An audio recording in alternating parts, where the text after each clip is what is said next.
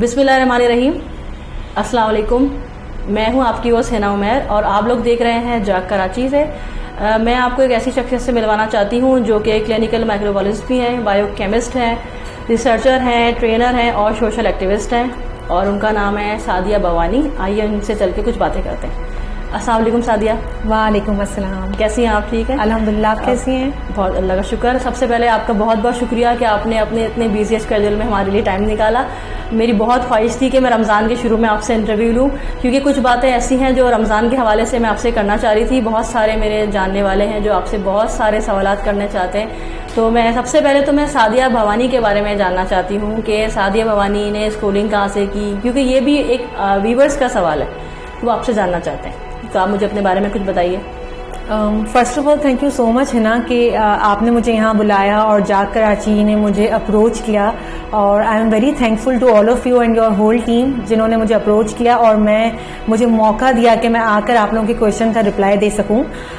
As you are asking my schooling, so I have done my schooling from the City Grammar School and then college, that is SME Fatma Jinnah Government Girls Degree College, and then I have done my graduation in biochemistry from Jinnah University for Women, and it is one of the best university in the country, and I have done my MS in microbiology from the same university, that is Jinnah University for Women.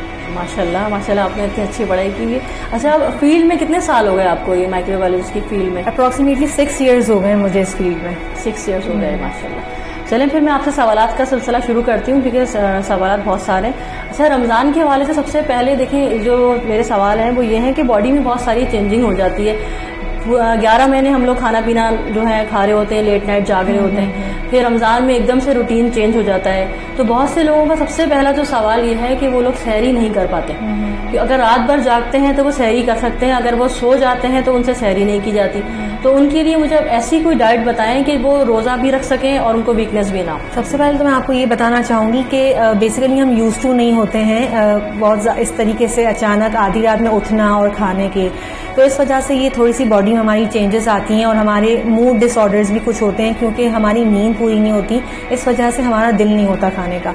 तो अगर हमें कोई ज़रूरत नहीं है कि इतना ज़्यादा कोई हैवी डाइट लें, अगर हम लाइट डाइट भी लें लेकिन एनर्जाइज हो, जो कि आपको पूरे दिन जो है आपकी इम्यूनिटी भी स्ट्रांग रखे और आपको एनर्जाइज भी रखे, तो उसके लिए ये है कि आप सबसे पहले तो खजूर जो है उसको चूज़ करें। डेट्स जिसको हम कहते हैं, वो जो है आपको फुल डे के लिए जो है एनर्जाइज कर देती है। इसके अलावा योगर्ट का आप यूज़ करें, आप उसकी लस्सी बना के भी पी सकते हैं, इससे आपको प्यास भी नहीं लगेगी और आपकी बॉडी में जो कैलोरीज हैं, कैल्शियम है, वाइटामिन हैं, उसकी भी जो है पूरी क्वांटिटी कंप्लीट हो जाती है। प्लस ये आप मिल्क ले सकते हैं, मिल्क में कोई स्क्वैश डाल के आप ले सकते हैं, हनी डाल के ले सकते हैं, साथ ही आप चाहें तो मिल्क में कोई सीरियल्स डाल के भी ले सकते हैं, तो वो भी आपके लिए बहुत ज़्यादा बेनिफिटेड है। अच्छा, बहुत से लोगों का सवाल ये था कि वो सहरी में कोई फ्रूट्स ले सकते हैं, जैसे वाटरमेलन का सीजन है, तो अफ्तारी के टाइम लोग कहते हैं कि वाटरमेलन के बाद पानी नहीं पीना चाहिए। आम रूटीन में भी हम लोग शुरू से ये सुनते आ रहे हैं। तो वाटरमेलन का जो जूस होता है उसके बाद पानी का लेना मतलब नुकसानदेह होता है? ये एज सच कोई डेंजरस या हार्मफुल नहीं है, क्योंकि वाटर कंटेंट वाटरमेलन में ऑलरेडी बहुत ज़्यादा हाई होता है, और ये उन लोगों के लिए भी ये फ्रूट जो है बेनिफिशियल है जो बहुत ज़्यादा पानी नहीं पी सकते और उनकी बॉडी में वाटर क्वांटिटी फुलफिल नहीं होती। तो हमें कोशिश करनी चाहिए कि हम ऐसे फ्रूट्स का इंटेक करें जो हमारी बॉडी में वाटर कंटेंट की जो क्वांटिटी है उसको फुलफिल कर सके। तो वाटरमेलन उनमें से ही एक ऐसा फ्रूट है जो आपकी बॉडी में वाटर की क्वांटिटी को फुलफिल करता है। तो आप इजीली वाटरमेलन ले सकते हैं, सहरी में भी ले सकते हैं और इफ्तार में भी ले सकते हैं। और जहाँ तक पानी का आपने जिक्र किया, तो आप थोड़ा ठहर के पानी पी सकते हैं। सर, मेरा एक पर्सनल सवाल है आपसे, वो भी मैं करना चाहूँगी कि मैं जैसे शरबत वगैरह डाइट के हवाले से मैं नहीं, रूह अफ़ज़ा वगैरह जो भी शरबत होता है उसमें शुगर होती है, अगर मैं डायरेक्ट रोज़ा खोलते वक्त कैल्सी का इस्तेमाल करूँ तो मतलब उससे मेरे गुर्दों पे इफेक्ट तो नहीं पड़ेगा, या पहले मुझे पानी पीना चाहिए, खजूर खाना चाहिए, उसके बाद मैं कैल्सी ले सकती हूँ? कैल्सी का सही टाइम मतलब रमज़ान में क्या है? बेसिकली कैल्सी जो है वो एक है तो मेडिसिन ना, तो मेडिसिन हमें फ़ौरन ही रोज़ा खोलते हुए हम नहीं ले सकते। उसका एक स्पेसिफिक रीज़न है।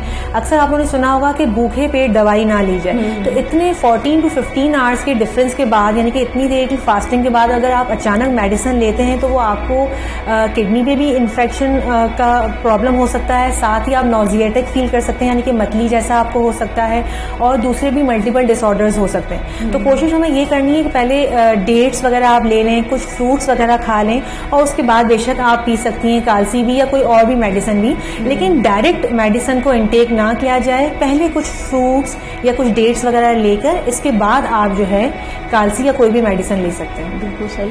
और ज़्यादा जो है नींद के हवाले से मुझे बताएं कि क्या नींद की दवा हम लोग ले सकते हैं रमज़ान में, ये उससे कोई प्रॉब्लम तो नहीं होती? मतलब वीकनेस, जैसे बहुत ज़्यादा खाना खाने से जैसे एसिडिटी का प्रॉब्लम हो जाता है, एसिडिटी की वजह से नींद नहीं आती, तो एसिडिटी में क्या हम नींद की दवा खा सकते हैं रमज़ान में? सबसे पहले तो मैं आपको बता दूं कि हमारी बॉडी में जो एसिडिटी का हमें इशू होता है वो किस वजह से होता है। अगर हम जो है बहुत ज़्यादा बेवक्त खाना खाएं और बहुत ज़्यादा स्पाइसी फूड हो, जैसे कि हम बहुत ज़्यादा स्पाइसी निहारी खा रहे हैं या पाए खा रहे हैं और बिल्कुल बेवक्त खा रहे हैं, ठीक है, जैसे कि हमारा खाने का कोई भी टाइम नहीं होता, कोई नॉर्मल स्केड्यूल नहीं है, जो कि होना चाहिए कि अगर आप रात को 9 बजे खाना खाते हैं तो आपको रोज़ 9 बजे ही खाना खाना चाहिए। तो वो बॉडी आपकी यूज टू हो जाती है और फिर वो प्रॉपर फंक्शनिंग करती है, प्रॉपरली डाइजेस्ट कर रही होती है। एक तो ये रीज़न हो गया। सेकेंड रीज़न हमारा ये है कि अगर कोई आप लॉन्ग टर्म मेडिसिन यूज़ कर रहे हैं या कोई दवाई आपने ऐसी गर्म ले ली है जिस वजह से आपको एसिडिटी हो गई है, इसके अलावा आप जो है स्ट्रेस ले रहे हैं या बहुत ज़्यादा डिप्रेस हो रहे हैं या डिप्रेशन हो रहा है किसी वजह से आपको, तो उस वजह से भी जो है एसिडिटी होती है और फिर ये अल्सर में जो है कन्वर्ट हो जाती है और ये कैंसर में भी कन्वर्ट हो सकता है। तो हमें कोशिश ये करनी है कि हम बेवक्त खाना ना खाएं, बहुत ज़्यादा स्पाइसी फूड या जंक फूड का इंटेक ना करें, और दूसरी बात ये कि स्ट्रेस कम से कम लें, अपनी लाइफ को जो है खुशी खुशी गुजारें। तो इस वजह से जो है आप अल्सर जैसी डिजीज से बच सकते हैं। और साथ ही मैं ना ये भी बता दूं यहाँ पे कि इसका एक टेस्ट भी होता है, that is H pylori. H pylori stands for Helicobacter pylori. ये नॉर्मल ब्लड से टेस्ट होता है और समटाइम स्टूल से भी होता है। तो इससे ही पता चल जाता है कि आपका लेवल क्या है एसिडिटी का या कितनी क्वांटिटी में अल्सर आपकी बॉडी में है, ठीक है। फिर इसके बाद इसकी मेडिकेशन भी होती है और प्रॉपरली मेडिकेशन से जो है ये ट्रीट हो जाता है। अब चूंकि आपने नींद का सवाल किया तो वो भी मैं साथ ही रिप्लाई कर दूंगी। एसिडिटी हो रही होती है हमारी बॉडी में तो हम ज़ाहिर बेचैन रहते हैं, रेस्टलेसनेस फील हो रही होती है, इस वजह से हमें नींद नहीं आती। तो जो मैंने आप लोगों को बताया है, अगर आप उसके थ्रू केयर करेंगे तो आप एसिडिटी से बच सकते हैं। और टाइम पे सोना बहुत ज़्यादा ज़रूरी है ताकि आपकी इम्यूनिटी भी अच्छी रहे और आपकी हेल्थ भी अच्छी रहे।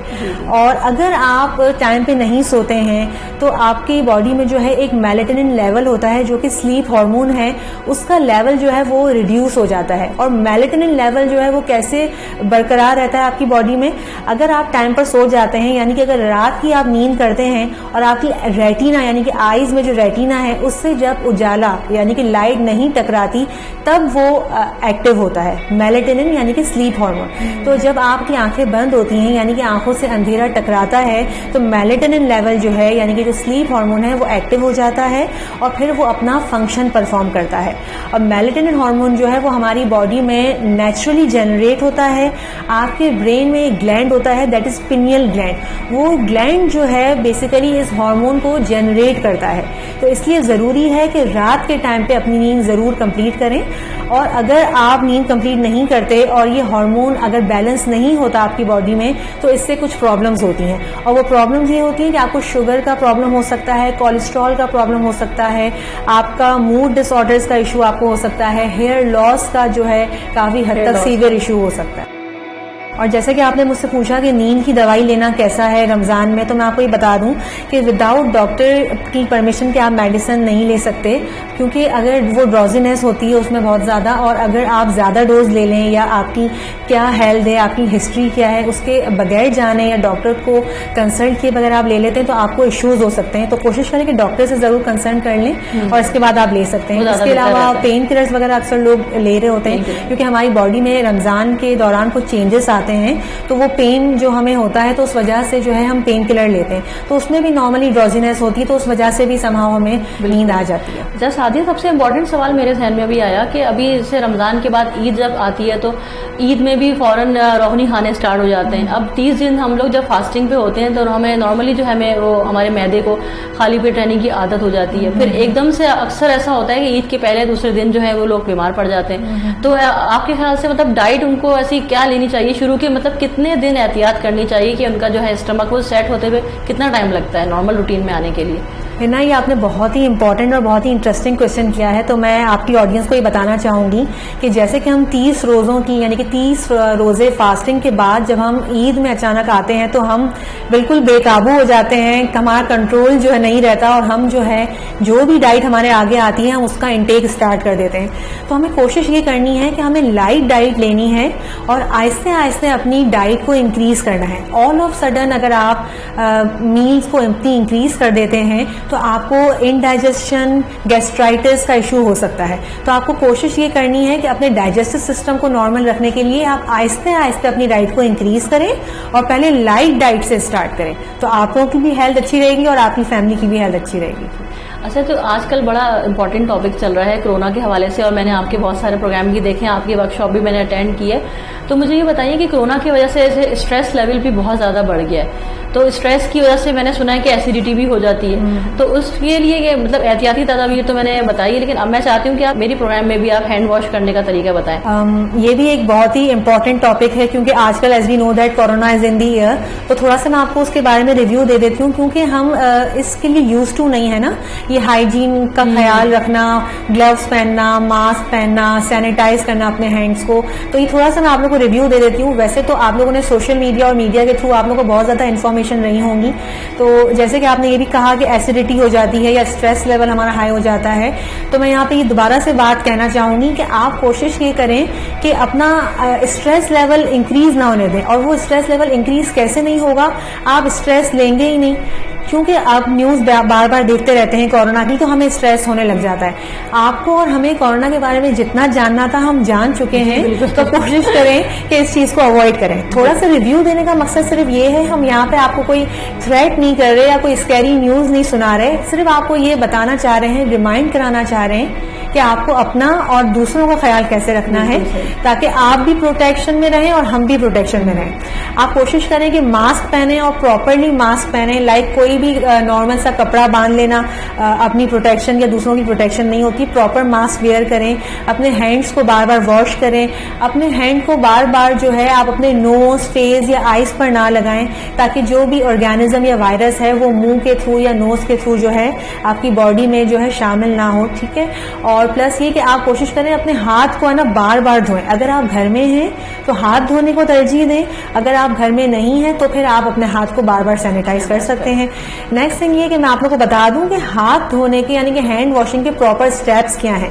हम तो नॉर्मली इस तरीके से हाथ धोए और बाहर आ जाते हैं, इसमें हमारे ऑर्गेनिज्म स्किल नहीं होते हैं। तो फर्स्ट स्टेप हमारा ये होता है कि आपको अपने हाथ में कोई अच्छा सा एंटीबैक्टीरियल सोप लेना है या हैंड वॉश लेना है, देन उसको अच्छी तरीके से अपने हाथ में लेदर कर लेना है, यानी कि फॉर्मिंग कंडीशन में आपके हाथ में सोप हो जाए। देन आपको जो है राइट हैंड को लेफ्ट हैंड के ऊपर रख के इस तरीके से फिंगर्स में मूव करना है। देन यही वाले स्टेप को दोबारा से लेफ्ट हैंड के थ्रू राइट हैंड में आपको यानी कि फिंगर्स के जो कॉर्नर्स हैं ये प्रॉपरली वॉश हो जाते हैं। फिर इसके बाद इस तरीके से आपको यानी कि ये वाला हिस्सा और ये वाला जो पार्ट है ये वॉश हो जाता है। फिर then same for this purpose फिर आपको जो है ये थंब को वॉश करना है पूरा सही। आई डोंट थिंक कि कोई इस तरीके से थंब को वॉश करता होगा, ये थंब जो है हमारा हमेशा रह ही जाता है। Same goes for this hand, इस तरीके से। फिर आपको जो है अपनी रिस्ट को वॉश करना है। और नेल्स की क्लीनिंग कैसे होती है, आप इस तरीके से यानी कि अपनी पाम में जो है इचिंग करेंगे तो ये जो है आपकी नेल्स की क्लीनिंग हो जाएगी। इसके बाद जिस हाथ से आपने जो है टैप ओपन किया था उस टैप को भी जो है आप वॉश करेंगे ताकि जब आप टैप वापस क्लोज करें तो वही ऑर्गेनिज्म जो है वापस आपके हाथ पे ना लग जाए, वरना ये इतना मेहनत से जो आपने प्रोसीजर किया है ये जो है पूरा वेस्ट हो जाएगा। और कोशिश करें 25 to 30 सेकेंड तक अपने हैंड्स जरूर वॉश करें। Thank you Sadia. अच्छा, मैं भी जाते हुए अपने व्यूवर्स को ये बताना चाहूंगी कि मार्केट्स जैसे खुल गए हैं और सब लोग आपने देखा है मार्केट में कितना रश हो गया है, तो प्लीज SOPs का ख्याल रखें, मास्क लगाएं, ग्लव्स पहने और सोशल डिस्टेंसिंग का ख्याल रखें। इंशाल्लाह ईद आपकी जिंदगी में दोबारा भी आएगी, ये कोई आखिरी ईद नहीं है जो आप लोग समझ रहे हैं कि शॉपिंग नहीं करेंगे तो ईद नहीं मनाई जाएगी।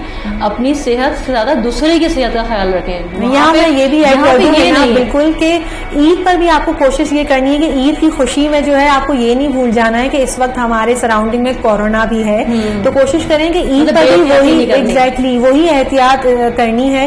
लाइक अपने हैंड्स को सैनिटाइज करना है, अगर किसी से आप हाथ मिला भी रहे तो कोशिश करें सैनिटाइज कर लें, या सामने वाला भी जरूर सैनिटाइज कर ले। इसमें नोट की नाराज नहीं होना चाहिए। जो आपने सुना होगा पैसे से भी जो है वो लगते हैं, बिल्कुल वायरस लगते हैं, तो ईदी का आपको पता है ईदी वाली ईद है ये, एग्जैक्टली हाथों को सैनिटाइज करना तो बहुत ज्यादा जरूरी है। और इसमें नाराज होने की या हेजिटेट होने की बात नहीं है। लोग बुरा मान के बैठ जाते हैं कि इसने मुझसे हाथ नहीं मिलाया या मुझे सैनिटाइज करने की ऑफर दी। No, it's for your protection and for everyone's protection. तो ईद पर भी एहतियात करनी है ताकि ईद जो है वो खुशहाली से गुजरे, ना कि हमारे साथ कोई और इश्यूज हो जाए। सादिया, आप जाते हुए कोई मैसेज देना चाहेंगे अपने व्यूअर्स को? I want to thanks Hina Umar and the team of Jaag Karachi जिन्होंने मुझे अप्रोच किया for this interview, and I hope मेरा मैसेज सब तक पहुंच गया होगा और आप लोग उसको इम्प्लीमेंट भी करेंगे। एट द एंड मैं ये भी मैसेज देना चाहूंगी कि kindly believe in yourself and your अल्लाह। बाकी अगर आप अपने ऊपर ट्रस्ट करते हैं और हार्ड वर्क करते हैं तो इंशाल्लाह सक्सेस भी आपकी है और आपको आपकी डेस्टिनी तक पहुंचने तक कोई भी नहीं रोक सकता। So believe in yourself and let it be the other people जो इंटरफेयर करते हैं आप लोगों के मामलात में। ठीक है, थैंक यू सो मच। अल्लाह हाफिज, पाकिस्तान जिंदाबाद। सबसे पहले सादिया, आपका बहुत बहुत शुक्रिया कि आप आई और आपने मेरे सारे सवालात के जो व्यूवर्स ने आपसे सवालात किए थे उनके जवाब दिए। Thank you very much. और मैं अपने व्यूवर्स से जाते हुए एक बात कहना चाहूंगी कि ईद आ रही है तो ईद के हवाले से आप अपने जो एहतियाती बिल्कुल भी मत कीजिएगा। जो कोरोना की वजह से 3 महीने से आप लोग एहतियात करके आइसोलेशन में हैं, अपने घर में अपने फैमिली के साथ हैं, सेफ रहिए, SOPs का ख्याल रखें अपने। और उम्मीद है कि आपको मेरी गेस्ट बहुत पसंद आई होंगी और आपको अपने सारे सवालात के जवाब मिल गए होंगे। और आप कमेंट्स करके मुझे ज़रूर बताइएगा कि आपको हमारा प्रोग्राम कैसा लगा, और ये भी ज़रूर बताइएगा कि आप नेक्स्ट इंटरव्यू आप किसका चाह रहे हैं कि मैं उनका इंटरव्यू लूँ, और जो भी सवालात उनके हवाले से हों वो भी मुझे कमेंट्स करके बताइएगा। इंशाअल्लाह ताला मैं आपके सारे सवालात के जवाब उनसे आपको लेके दूंगी। बहुत बहुत शुक्रिया। जाग कराची के साथ हिना उमर, अल्लाह हाफिज।